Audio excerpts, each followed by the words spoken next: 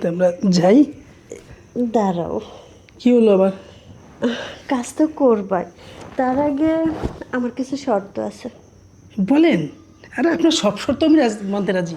শর্তটা হচ্ছে, তুমি যে আমার সাথে কাজ করবা, ফিরে ফিরে তো আর আমি কাজ করব না তোমার সাথে।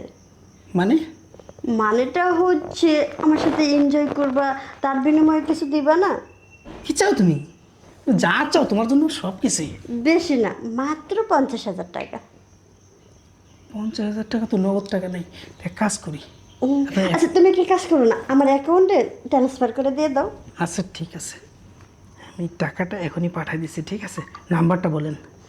হ্যাঁ ওটাও 01। আচ্ছা দাও, আমাকে দাও, আমি উঠিয়ে দিই। ওকে, ওঠানো। নাও তুমি এখানে সেন্ড করো।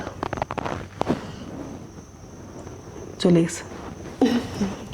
এবার আমরা কাজে যেতে এবার পারি? মন খুলে আনন্দ ফুর্তি করতে পারি, তাই না? এখন আর কোনো বাধা নেই, না। যেহেতু তুমি টাকা দিয়ে দিছো। তাও আবার একটা দুইটা টাকা না, 50,000 টাকা। 50,000 টাকা তো তোমার দেবো না, দেবো কারে? তা এবার তো আমরা যাই। অবশ্যই, অবশ্যই যাবো, আসো। আরেকটু থাম, আরেকটু অনেক হয়েছে, অনেক হয়েছে তোর নাটক, অনেক দেখছি আমি এতদিন। তোর ভাবি আমার শুধু বলছে, আমি কিচ্ছু বিশ্বাস করি নাই যে আমার ভাই এরকম দুঃচরিত্র হতে পারে না, কিন্তু আজকে নিজের চোখে আমি দেখছি। আর এইটাকে অবিশ্বাস করতে আমি পারি না। নামো তুমি।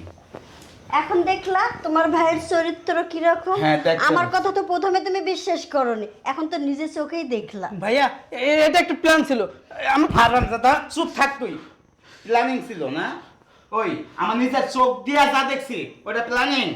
এতদিন ভাবছি প্ল্যানিং, কিন্তু ওই আমার বলছে, আমি কিচ্ছু বিশ্বাস করি নাই। আর এটা ওর সাজানো নাটক ছিল। আচ্ছা আজকেরটা না হয় আমার সাজানো নাটক প্ল্যান করা ছিল, কালকে যে তুমি আমাকে জড়িয়ে ধরছিলে, বিছানার উপর ফালিয়ে দিল, এইটার কার প্ল্যান ছিল? আমার ছিল।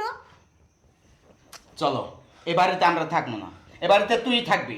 এই বাড়ি ঘর আমি তোরা দিয়ে গেলাম।